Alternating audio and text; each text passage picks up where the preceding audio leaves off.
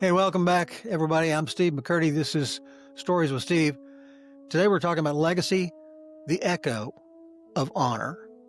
Now, yesterday I talked about honor, not as a medal on the chest, but as a choice of the heart. Honor's what shapes how we live. But legacy now, that's what shapes how we're remembered. Legacy, then, is honor multiplied by time. Every life leaves a trail. You can't escape it. Words spoken, choices made, kindnesses given or withheld. Our legacy isn't carved in granite, it's whispered in the memory of others. It's that tone of voice your son uses when he speaks to a stranger. It's the honesty that your daughter shows when nobody's watching. It's the echo of your example. Now, yesterday I explained that my biological father had once said to me, if you don't serve your country in uniform, a day will come when you will wish that you had. I don't really believe he was trying to guilt me. I think he was reminding me that service, in uniform or out, is how we write our story on the hearts of others. That conversation didn't just shape my sense of duty, it ended up shaping my legacy and what I hope that legacy is.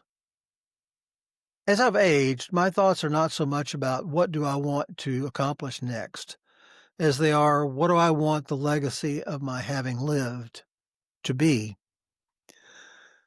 I debated the graphic here for today's talk, footprints on the flag. I'm a big honor the flag guy, and I didn't like that image at first, but I get the symbology of it. Back when I turned 40, I had hit a life's bottom. I was not who I wanted to be. My impact was certainly not what I wanted it to be. And my choices seemed limited by the resources I had at hand, which were very few. It was then that Carol Burnett sang the song I'm Still Here on her show, and I realized I wasn't the Lone Ranger. I had lots of company on the "this is not what I signed up for" train, but I did need to make the most of it. Then, as a voiceover guy, I was called upon by a museum to record the voices of Franklin and Payne as if they were speaking in a pub to colleagues. And the Patrick Henry quote that appeared for me to say was, "If this be treason, gentlemen, make the most of it." Now, if you know me, you also know that It's a Wonderful Life is my very favorite movie, and every year, my spiritual teachers ensure that I get that message again, and that I weep again, and that I make resolve again. As a result of all of that, at that turning point of 40, I decided that I had very little power over anything at that point but my choices. So I came to the conclusions, and I'd come to them many times before, but apparently it will keep coming back. And all you can do is all you can do at any point in time.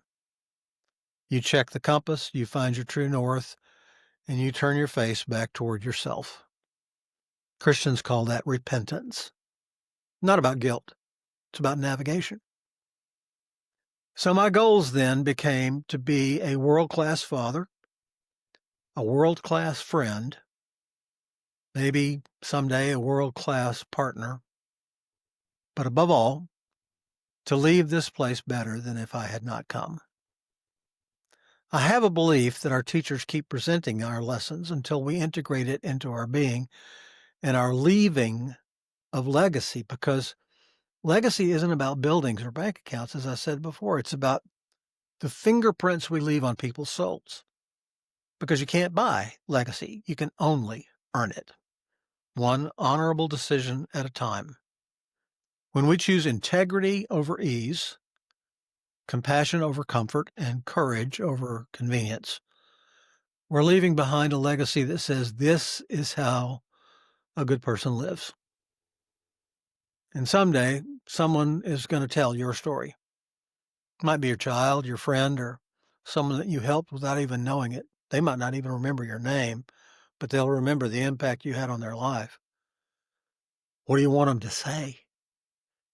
That's the quiet question that legacy asks. And tomorrow, we'll talk about the bridge between legacy and leadership. Because one is what you leave, but the other is how you lift. I'll be back with that story tomorrow, and I hope that you'll be here to receive it. Steve McCurdy. See you then.